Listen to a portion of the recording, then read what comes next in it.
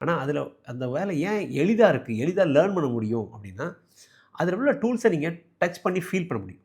ஒரு மண்வெட்டியோ, களவத்தியோ, R ஸ்ப்ரேயரோ, R டிராக்டரோ, இதை எப்படி ஆப்ரேட் பண்ணுறதுங்கிறது வேகமாக நம்மளால் லேர்ன் பண்ண முடியும்.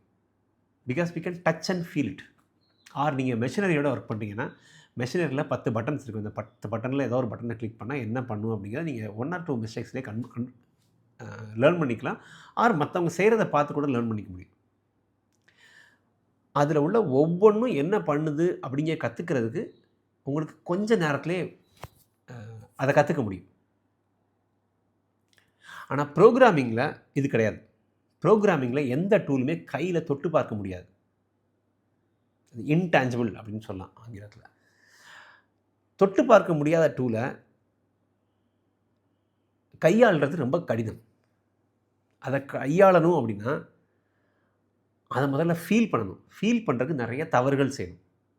நீங்கள் ஒரு ப்ரோக்ராமிங் ஜாவா ஸ்கிரிப்ட் லேர்ன் பண்ணுறீங்க. ஜாவா ஸ்கிரிப்டில் நீங்கள் ஃபார் லூப்பை யூஸ் பண்ணணும் அப்படின்னா, ஃபார் லூப்பை ஒரு 10-15 மிஸ்டேக்ஸ் ஃபார் லூப் வச்சு பண்ணால் தான் ஃபார் லூப் உங்களுக்கு உங்களுடைய இயல்பாக உங்களுக்கு அது வரும். அதை யூஸ் பண்ண முடியும்.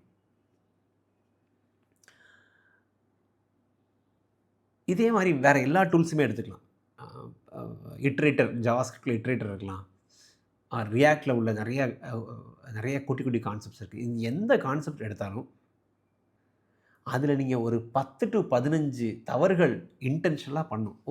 ஒவ்வொரு விஷயமும் ஏன் அது ஒர்க் ஆகலைன்னு இன்டென்ஷனலாக மிஸ்டேக் பண்ணி மைண்ட்ஃபுல்லாக அதை லேர்ன் பண்ணால் மட்டும்தான் அது உங்களால் ஈஸியாக அதை யூஸ் பண்ண முடியும். அதில் கேள்வி கேட்டால் உங்களால் ஆன்சர் பண்ண முடியும்.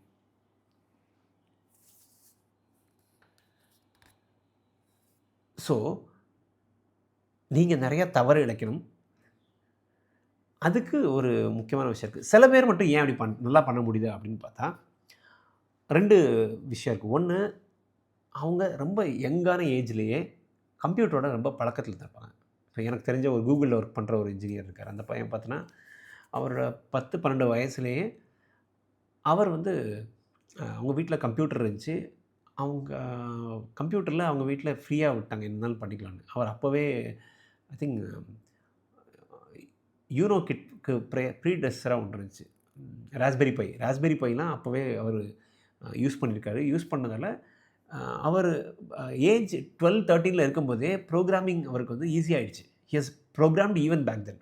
அதுக்கு ப்ரோக்ராமிங்கே தெரியாது. அந்த மாதிரி இருந்தால it was a play for him.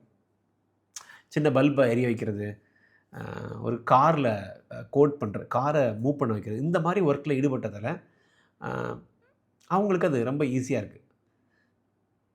இன்னொரு set of people they are curious and have beginner mindset. இது என்னன்னு நம்ம தேடி பார்க்கணும். லேட்டாக ஸ்டார்ட் பண்ணால் கூட இது என்ன நம்ம செஞ்சு பார்ப்போம், இதில் ஏதாவது வருதான்னு பார்ப்போம் அப்படின்னு அந்த க்யூரியாசிட்டி இருக்கும்.